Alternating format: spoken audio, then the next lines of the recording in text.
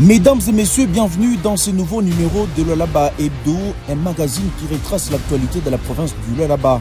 Le commissaire provincial de la PNC Lualaba, le général Roger Issio, a échangé le mercredi 5 novembre 2025 avec les créateurs du quartier Kaninan, communément appelé 5 ans. Cette rencontre, tenue dans l'enceinte de l'église catholique, visait à sensibiliser ces derniers à s'abstenir de tout acte de vandalisme troublant la quiétude de la population. Le commissaire divisionnaire a également insisté sur la nécessité d'une collaboration étroite entre les exploitants artisanaux miniers et la police nationale congolaise afin de garantir la sécurité des personnes et de leurs biens. Le village des congrès est un espace qui accueille des grands événements à l'instar de la 12e conférence des gouverneurs. Inauguré par le chef de l'État lors de son dernier passage au Lualaba, ce complexe est aujourd'hui classé parmi les lieux touristiques de la province qui attirent l'admiration des visiteurs. En construisant ces bijoux, les rêves de Fifi Masuka Saini étaient de revendiquer l'organisation des grandes assises minières à l'instar du Forum économique USA-RDC ou des Mining Indaba en Afrique du Sud, et ensuite repositionner le Lualaba comme pool minier incontournable où doivent se discuter des questions essentielles ayant trait à l'avenir du secteur minier. Après l'inauguration, il était temps de faire le constat sur l'état actuel de cet ouvrage qui fait la fierté de la province du Lualaba. C'est ce qui a justifié la présence sur les lieux du conseil en communication de la gouverneure du Lualaba, Josué Mouimba Nyangue. À l'intérieur tout comme à l'extérieur, les villages des congrès et toutes ses composantes reflètent la hauteur des ambitions de la province cobaltifère. Le goût du beau et de l'excellence est palpable dans tous ses compartiments. La salle des conférences de l'hôtel du gouvernement provincial a servi de cadre le jeudi 6 novembre à une concertation technique avec les opérateurs miniers autour de la mise en œuvre de la digitalisation de la collecte des redevances maritimes, une réforme nationale en phase de vulgarisation. C'est le ministre provincial des Transports et Voies de Communication, Jeffrey Masuka Saini, qui a présidé cette séance de travail en collaboration avec une délégation du ministère national des tutelles. Comme vous l'avez entendu, il n'y a pas nécessairement des nouveaux taxes qui est en vue, mais c'est beaucoup plus les taxes que vous connaissez qui ont été mises à jour au fur des dernières années. Et c'est juste une façon de faciliter un peu plus les transactions et les traitements des dossiers.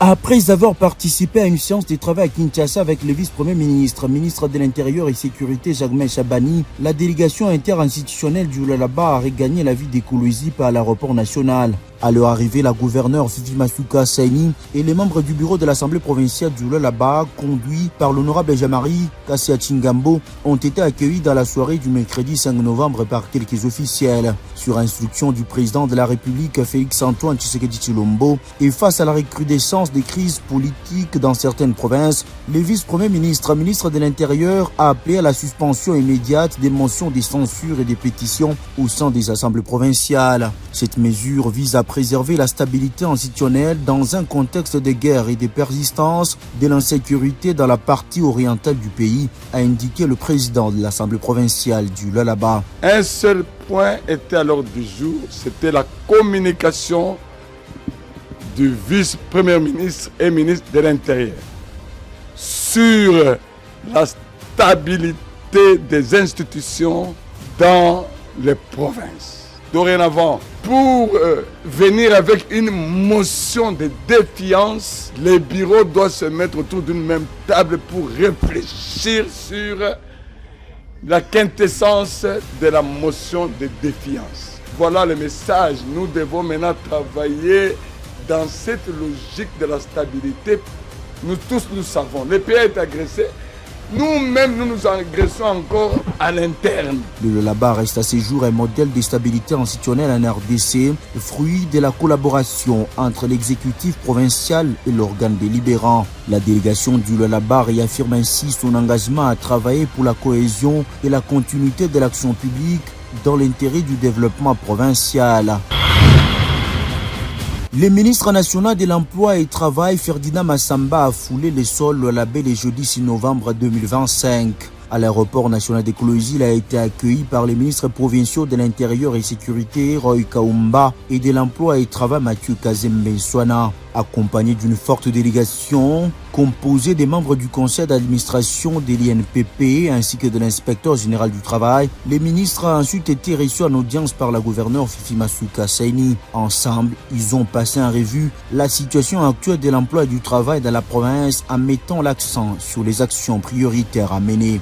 Le ministre Ferdinand Massamba est venu là-bas pour inspecter l'état d'avancement des travaux du futur grand centre de préparation professionnelle d'Afrique centrale, mais aussi procéder au lancement officiel d'un contrôle rigoureux dans les entreprises opérant là-bas, conformément aux recommandations issues du dernier Conseil des ministres. Le patron du portefeuille de l'emploi et travail en RDC a salué l'appui constant de la gouverneure Fifi Masuka Saini. Il a par ailleurs reconnu les efforts consentis par l'exécutif provincial en matière de développement socio-économique. Cette visite a témoigné de la volonté du gouvernement central de renforcer l'employabilité pour le là-bas et de faire de la formation professionnelle un véritable levier d'intégration socio-économique pour la jeunesse congolaise. Je suis passé la dernière fois il y a 10 ans.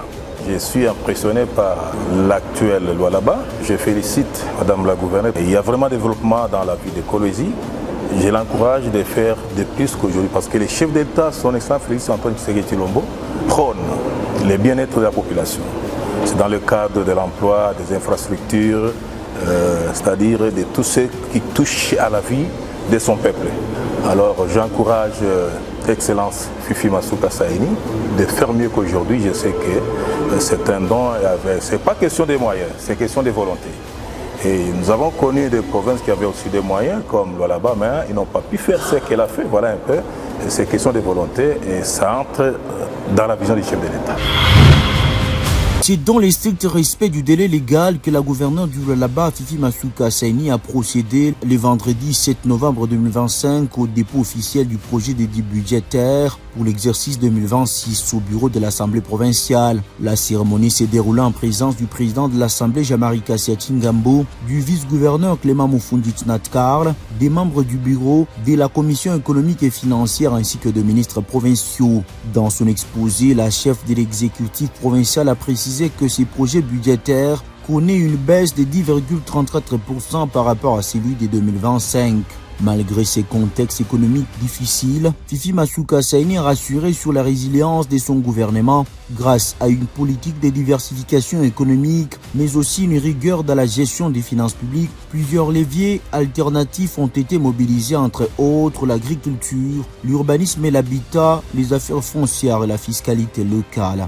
Le projet d'édit budgétaire 2026 est évalué à 2599 000 milliards 110 729 322,55 francs congolais, alors qu'au budget 2025, le montant correspondant était de 2898 000 milliards 829 755 907,04 francs congolais. Comme vous pouvez le remarquer, la comparaison entre les deux valeurs dégage une baisse de 299 milliards 719 26 584,49 francs congolais, soit 10,34%. Honorable Président, cette baisse est la résultante du rationnement appliqué depuis la levée des mesures sur les exportations du cobalt dont le volume est drastiquement réduit.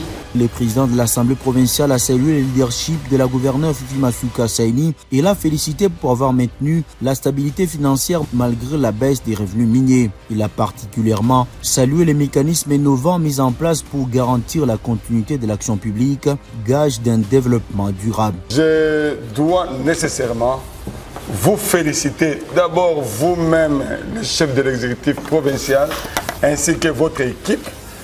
Parce que moi, je m'attendais aujourd'hui pas à un chiffre comme ce que vous venez de nous communiquer, vu la difficulté que vous avez.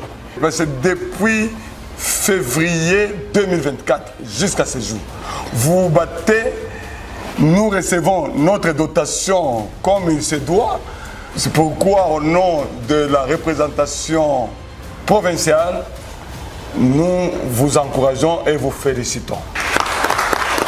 Ce dépôt du budget marque le lancement officiel du processus budgétaire 2026 que l'Assemblée provinciale examinera dans les tout prochains jours avec responsabilité et patriotisme. Mesdames et messieurs, merci de nous suivre.